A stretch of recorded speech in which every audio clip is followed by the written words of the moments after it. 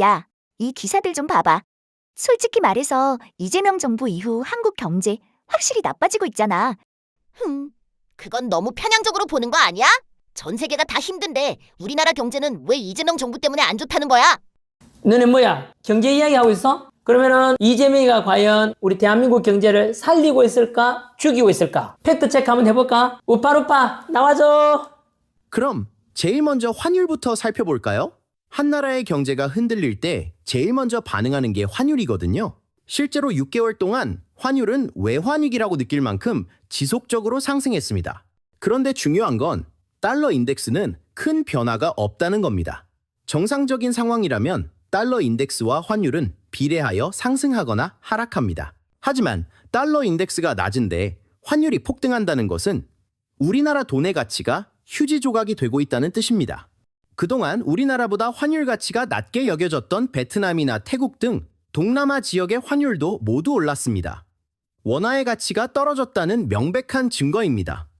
불과 얼마 전까지 달러 환율 1,400원이 국가위기라던 이재명 정부는 1,400원은 물론 1,480원을 돌파할 때도 아무런 말도 없이 조용했습니다. 왜 말을 못하냐고! 국내외 모든 경제 전문가들이 위기라고 말하고 있는 상황인데 말이야. 그때 1,400원과 지금 1,480원은 다르지. 뭐가 다른데? 오히려 그때는 우크라이나 전쟁이라는 특수한 상황이 있지 않았나? 무슨 소리야? 계엄 때문이지. 그럼 지금은 계엄 상황도 아닌데 왜 그래? 그건 그때 계엄의 영향이 지금까지 남아있는 거지. 아직도 계엄 때문이라고요? 아닙니다. 실제로는 시장에 돈을 뿌려서 그런 거예요. 현재 나라 빚을 한번 살펴볼까요? 우리나라의 재정 상황을 나타내는 숫자가 충격적입니다. 공기업과 연금 부채를 합친 총 나라 빚은 4,632조 원, 국민 1인당 약 9천만 원의 빚을 진 셈이라고 하죠. 왜 이렇게 많은 나라 빚이 생긴 걸까요? 지금 이재명 정부는 포퓰리즘 정책을 실시하고 있어요. 국민들한테 돈을 뿌리기 위해 대규모 국채 발행을 하는데 이게 다 우리 국민들이 부담해야 할 빚인 거죠. 왜 사장님이 낸 세금이요? 왜 사장님이 낸 세금이요? 빚은 갚으면 되는 거고 소비 쿠폰 덕분에 경제가 활성화됐잖아. 이렇게 빚을 내서 뿌린 이재명 정부의 소비 쿠폰. 단기적으로는 국민들한테 도움이 되는 것처럼 보였습니다. 정부는 국민 앞에서는 정책의 효과를 자신했습니다. 하지만 뒤로 돌아서 국제통화기금, IMF 앞에서는 다른 이야기를 했습니다. 스스로도 아는 거죠. 돈을 풀면 돈의 가치가 하락한다는 것을. 그것이 인플레이션입니다. 위기에 강한 유능한 경제 대통령 이재명의 과거 발언을 한번 보겠습니다. 제목부터 크게 써놨네요. 돈을 찍어내면 돈의 가치가 떨어져 증세로 이어지고 국민 주머니가 털린다고요.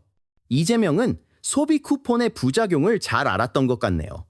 저 말 그대로 올해 물가는 치솟을 전망입니다. 또 각종 세금도 줄줄이 오를 예정이랍니다. 국민들의 부담을 줄이는 게 아니라 더 늘리고 있는 정부. 국민을 위한 정부라고 볼 수 있을까요? 이런 상황에서 올해도 또 돈을 푼다고 하지. 모르겠고 어쨌든 국민 위해서 고생하고 있잖아. 지금 환율 잡으려고 노력하고 있는 건 안 보여? 잘하는 건 인정해줘야지. 도대체 뭘 잘하고 있다는? 그 노력이 정말 올바른 노력일까요? 한번 알아보자고요. 환율이 오르는 건 앞에서 설명한 대로 원화 가치가 낮아졌기 때문입니다. 기업과 국민 탓이 아닙니다. 그런데 정부는 자신의 실패를 그들의 탓으로 돌리고 있습니다. 환율을 잡으려면 본질적으로 원화의 가치를 높여야 하는데 근본적인 해결책은 외면한 채 기업에게는 달러를 내놓으라고 하고 국민에게는 달러 구매를 제한하며 압박하고 있습니다. 기업과 국민에게 달러를 뜯어서 환율을 잡는다는 게 말이 되는 일인가요? 더 믿을 수 없는 일은 이겁니다. 연금은 원래 국민 노후를 책임지는 돈인데 환율 방어용으로 쓰이고 있습니다. 하룻밤 동안 치솟는 환율과 그것을 방어하는 국민연금의 총력전을 보여주는 그래프입니다. 언론에서는 볼 수 없는 진짜 수치예요. 저게 뭐야? 지진계냐고. 나는 왜 못 봤지?